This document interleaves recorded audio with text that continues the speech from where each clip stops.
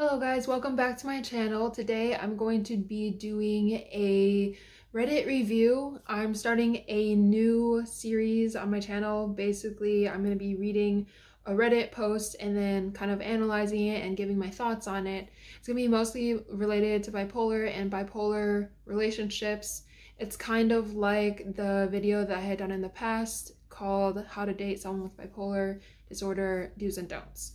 So I'm just gonna get started here. This post is called My Bipolar Ex-Girlfriend Got Engaged to Someone During an Episode.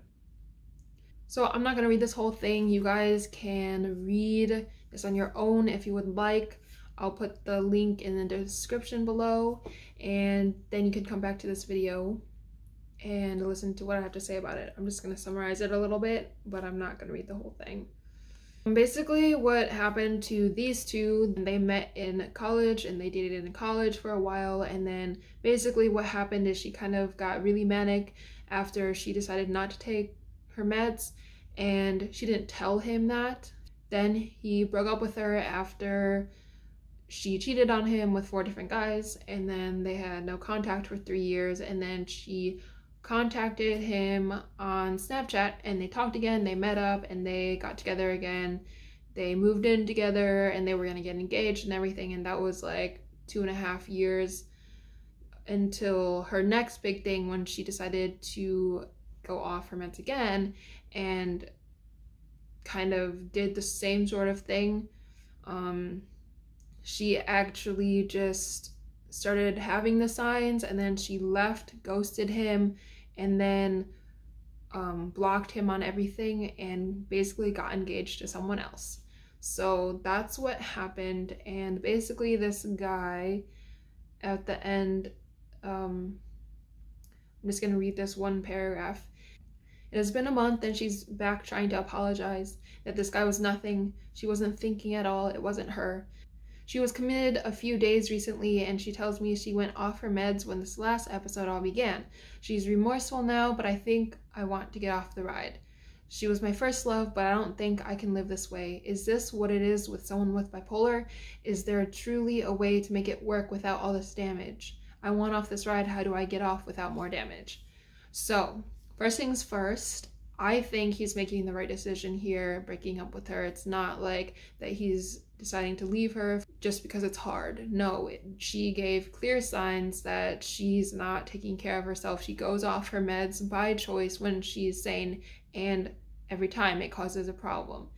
So I think that he's making the right decision here, wanting off the ride, because it's just the way that she's acted in the past that's shown him. She chooses to get off her meds to become unstable on her own every time. So it's not that the relationship wasn't working out because of communication or because she wasn't, getting the help that she needed. It's that she has the help, she is stable, things are going well, and then all of a sudden she decides, I'm not going to take my meds, and then that's when things happen. So I think that he's doing the right thing here by saying this is done. I do want to also say, though, that it doesn't have to be like this with people with bipolar disorder. People tend to think that, oh, it's a cycle that never ends and, they're always going to be unstable. But that is not necessarily the case. Like, if someone learns how to manage it, they go to their therapy, to their psychiatrist to get the meds that they need, and they make the conscious decision to try to be stable, it won't be this endless cycle of, hurting someone, going back, hurting someone, going back. And it's really hard for the person who's in love with someone who has bipolar disorder to see this happening, to know that the only reason that they can't be together is because this person is bipolar and they're not choosing to make the right decisions for themselves to be well, to have a good relationship, and, to move forward. So I answered the first 2 questions, and the last one is, if I want off the ride, how do I get off without more damage? This is a really hard question, I think, because you don't want to have more drama or make the situation worse for the person that you're with. You just want to, let it off easy, just be like, no, this is done, and not have a big blow up situation. Honestly, in this situation, I would tell the OP to just say, I'm sorry, I can't be with you because you choose to not put your mental health as a priority. You need to have that sense of stability. And apparently she had it for 2.5 years. And then she just decided to, give that up. And it's not clear why she made that decision. But, if I were the original poster, I would just say, I cannot continue this relationship with you because twice now you have destroyed your relationship with me by deliberately going off your meds when you're well, and then something happens that breaks us apart. There's not much else that you can do here. It's just unfortunate that there's this kind of mania where you are not in complete control over what you want and what you decide to do. It's kind of like you get this idea and it's like, oh yeah, I'm gonna go do that, and you don't really think it through. You're like, is this really what I want? And usually it's not. Usually you're just doing something because you had that impulse to do it. And in the comments, there was this person that I actually responded to.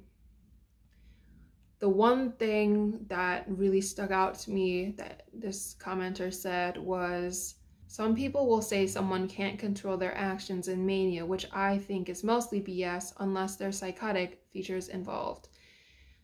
That kind of got me.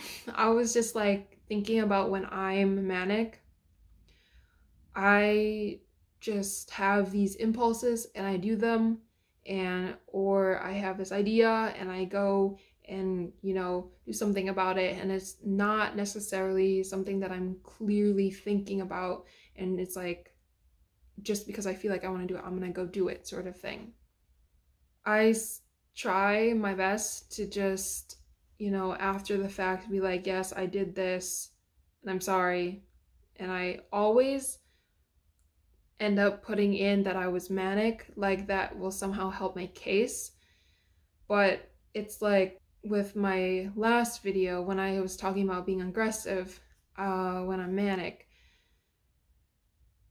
it's really, really hard to like keep something in when I have these emotions rising up and I have this impulse to, defend myself or to say something.